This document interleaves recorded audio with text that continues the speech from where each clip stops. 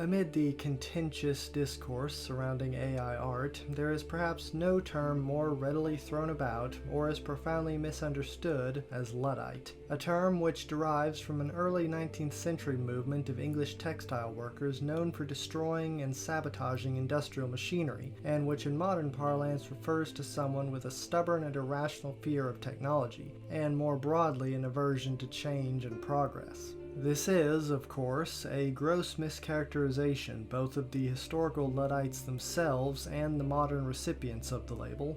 You see, the Luddites didn't do their industrial sabotage out of some ideological opposition to technology. They did it because the factories were putting their workshops out of business, and they couldn't just go work at those factories because the factories required fewer workers. The Luddites weren't opposed to technology so much as they were opposed to industrialists using technology to replace them.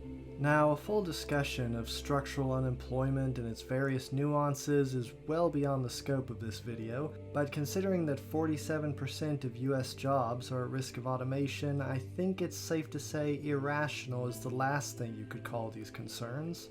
Regarding AI art specifically, the label of Luddite is somewhat ironically fitting in a technical sense, but ludicrously wrong in its intended meaning. You see, the issues posed by AI art are profoundly different from those posed by many past technologies. Proponents will claim that AI is simply a new tool for artists to use, likening it to photography or digital art. But make no mistake, the purpose of AI is not to aid artists but to replace them. The argument that AI is a tool is just an underhanded attempt at tricking artists into voluntarily training their replacement instead of fighting it, and the illegal use of their work that has already gone into it. Photography didn't make painters obsolete, because a photo and a painting are different, with different qualities, which even a layperson can identify. The same goes for digital art and traditional art. Moreover, many of the fundamentals of visual art are transferable, so it's not unthinkable for a painter to learn photography, or a traditional artist to learn digital art, or vice versa. The same can't be said for an artist expected to learn bleeding-edge AI engineering. By contrast, the purpose of AI is to mimic any kind of visual art imaginable, including all forms of traditional art when combined with advancements in robotics and 3D printing. Sure, right now the stuff produced by AI may still need an artist to refine it, but the fundamental trait of AI is that it learns. It's not going to need an artist's help forever. And it's not just visual art. AI is being developed to mimic music, voice, even physical acting. The end goal is to completely excise the human element from art, because humans are expensive. Why pay people to conceptualize and produce a movie, show, or game when you can just feed data into an AI and have it create the same thing, adhering to all the latest trend data with scientific precision for nothing but the cost of electricity? And who says the AI has to stop after a single cut? It's not unthinkable to imagine a scenario in which a work is actively customized to appeal to your personalized tastes and sensibilities. There are only three groups who benefit from AI. Corporations, who won't need to pay for labor anymore, ultra-consumers, who get an endless supply of product to consume for as cheap as possible,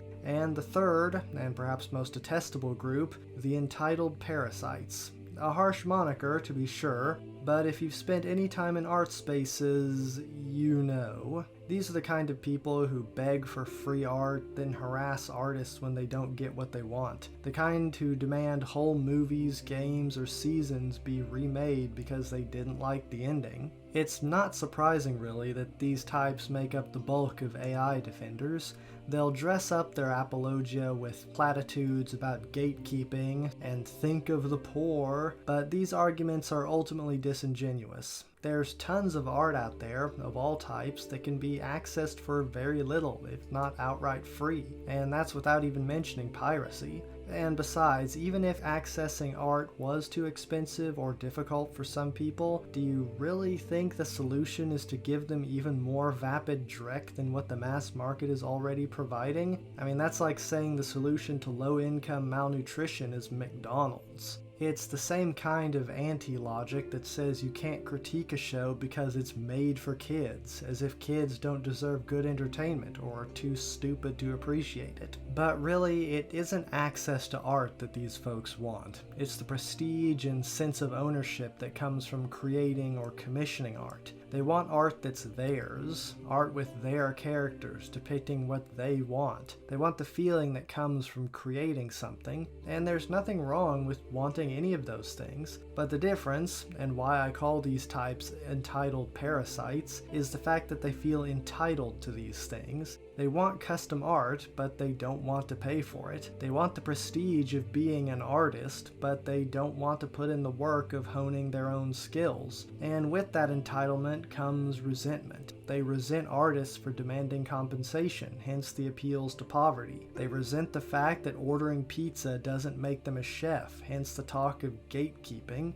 But at the heart of their support for AI is the desire to cut out the artist, not unlike the corporations, only fueled by spite and entitlement instead of greed and control. And if I'm being honest, I kind of hate these people more than the corporations. I mean, corpos are just greedy. The EPs want to hurt artists specifically to serve their own egos, and they don't care if it means the death of art itself. Because make no mistake, there can be no art without an artist. The product and the labor required to produce that product are intrinsically linked in a way that no other product is. AI means the death of art, both in a literal sense as it means to put artists out of business, and a philosophical sense as it means to excise the human element itself. And that, I think, is both the greatest tragedy of all of this and the biggest rebuttal to the accusations of technophobia. The promise of technological progression and the reassurance against fears of labor replacement was always the idea that by freeing people from the need to perform menial labor, they would be free to pursue more fulfilling activities. Activities like art, for example. There's a reason, after all, that artistic industries are considered aspirational, even for as hellish and underpaid as they can be. But AI means to betray that promise, to mechanize thought and creativity, to rob humanity of our ability to dream, feel, or aspire like some kind of soul-devouring demon. So call me a Luddite if you wish, for if Luddite has truly come to mean opposing humanity's soul sacrifice to the machine god, then it's a label I will wear with pride. But if a Luddite is someone who stands for humanity, then what do we call those who evangelize for their AI colonizers? I can think of no better name than anti-humanist.